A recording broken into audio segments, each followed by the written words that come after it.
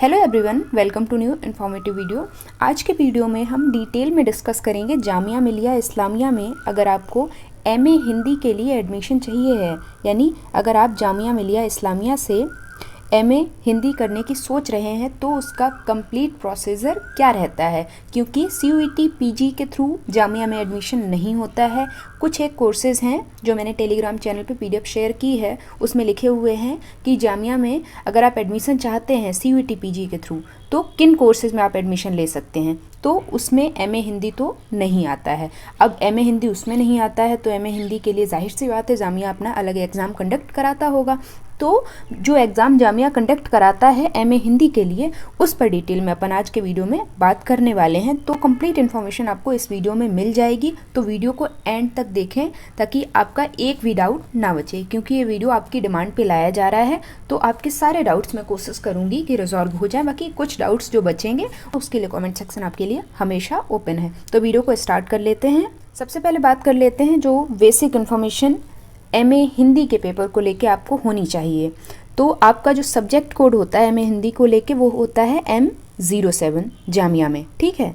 आज की डेट में जब मैं ये वीडियो रिकॉर्ड कर रही हूँ तो मैं आपको बता दूँ कि जामिया ने जो मास्टर्स के डिफरेंट कोर्सेज़ हैं जिनका एग्ज़ाम उसे कंडक्ट कराना है, उसकी डेट्स उसने अनाउंस कर दी हैं। तो एमए हिंदी का एग्ज़ाम कब कंडक्ट होना है वो मैं आपको बता रही हूँ, क्योंकि आज का वीडियो एमए हिंदी को लेकर ही मैं बना रही हूँ।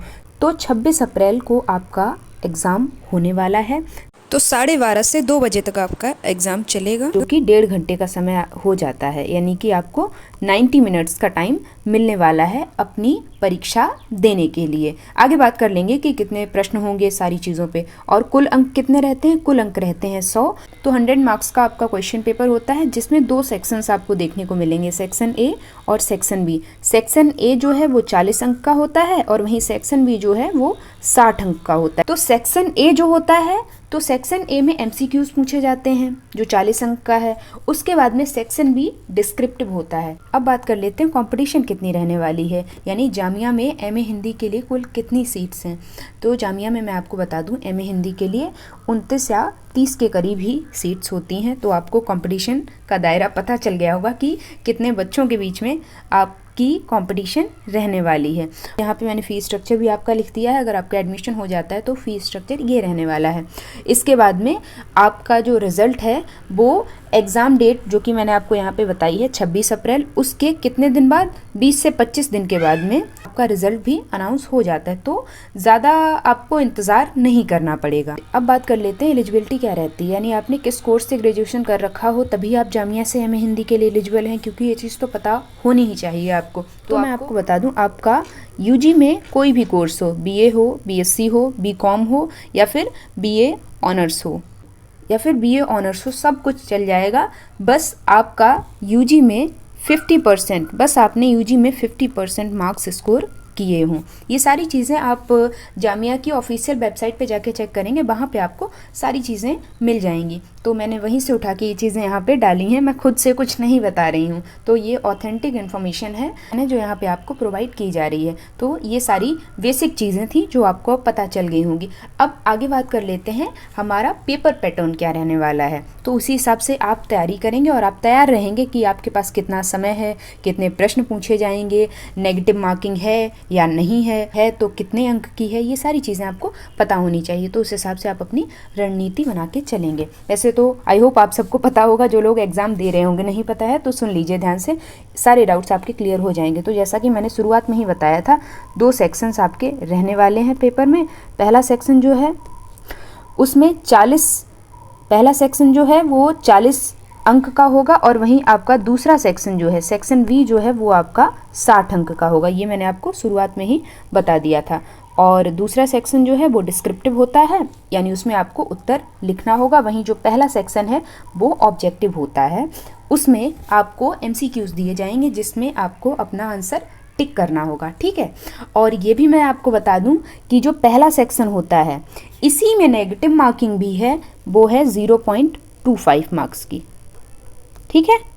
और जो आपका डिस्क्रिप्टिव पेपर है यानी कि सेक्शन बी है, उसमें किसी भी तरह की नेगेटिव मार्किंग नहीं है। ये बात आप ध्यान से सुन लीजिए। तो जो पहला सेक्शन है उस तो जो पहला सेक्शन है जो कि 40 अंक का है, उसमें प्रश्न भी आपको 40 देखने को मिलेंगे। ठीक है, 40 क्वेश्चंस ही यहाँ पे देखने को मिलेंगे।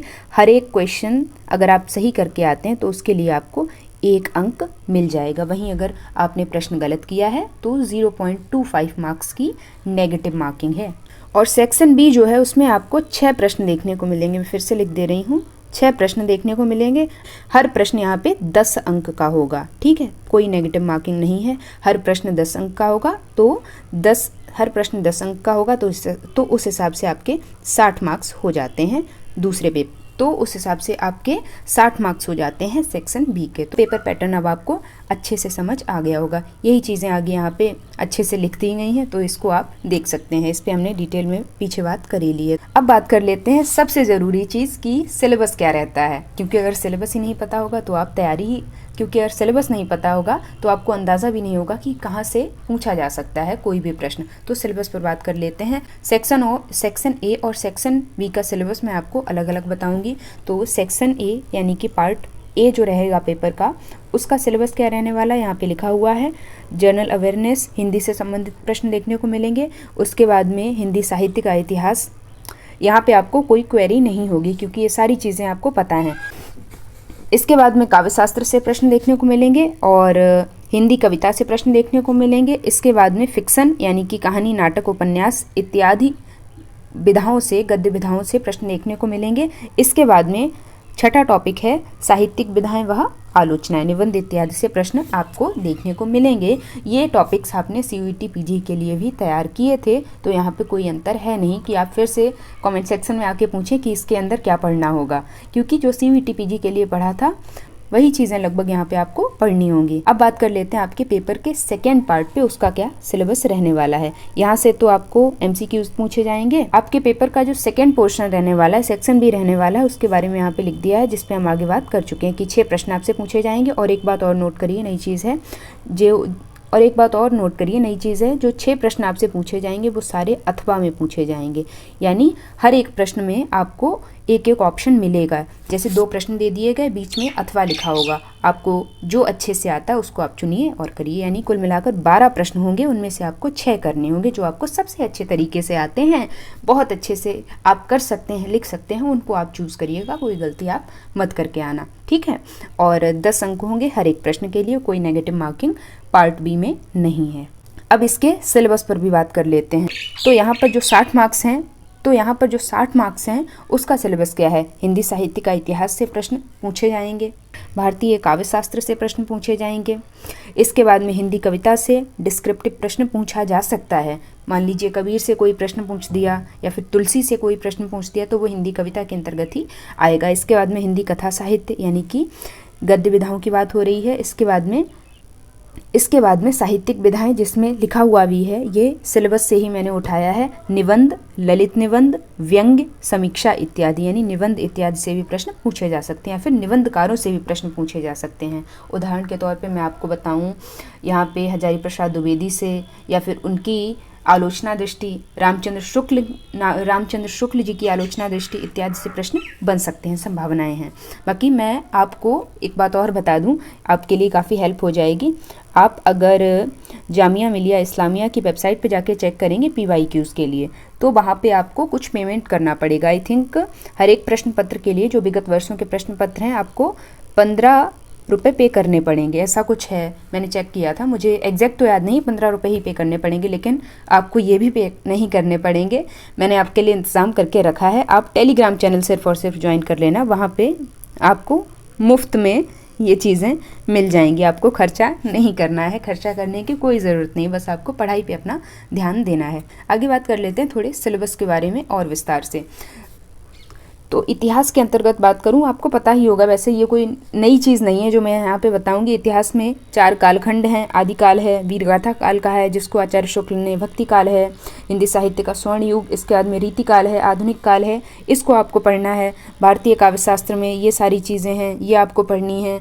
बाकी जो काव्य शास्त्री आचार्य हैं उनको भी आप पढ़ लेना। इसके बाद में कथा साहित्य में कहानी है, उपन्यास है, नाटक है, ये सारी चीज़ें आपको अच्छे से पढ़ लेनी चाहिए। कुछ मुख्य टॉपिक्स हैं जो यहाँ पे मैंने लिख दिए हैं। तो यही सारी जानकारी थी। अब मुझे नहीं लगता कि कोई डाउट आपको रह गया होगा। बाकी कुछ मेरी तरफ से आपके लिए टिप्स वगैरह भी हैं। ये हैं कि पार्ट ए जो आपका रहता है वो MCQs का रहता है, तो आपको MCQs के लिए जब आप पढ़ें तो आप तथ्यों को, फैक्ट्स को ज़्यादा अच्छे से देखें, ठीक है। MCQs में वही काम आता है। वैसे तो MCQs करने का सबसे बेहतर तरीका, अगर आप पहले से चैनल से जुड़े हैं तो आपको पता ही होगा, एलिमिनेशन मेथड आप यूज़ किया करिए, उससे काफ़ी हद तक चीज़ें आसान हो जाती हैं। इसके बाद में पार्ट बी जो है वो डिस्क्रिप्टिव होता है। तो डिस्क्रिप्टिव है तो यहाँ पर नेगेटिव मार्किंग तो नहीं है, लेकिन आपको आंसर राइटिंग आनी चाहिए, तो उसकी प्रैक्टिस आप कर लेना, ठीक है। अगर आंसर राइटिंग आपको अच्छे से आती है तो निश्चित तौर से आप पेपर बी में अच्छा स्कोर कर लेंगे, क्योंकि वहाँ पे कोई नेगेटिव मार्किंग नहीं है ना।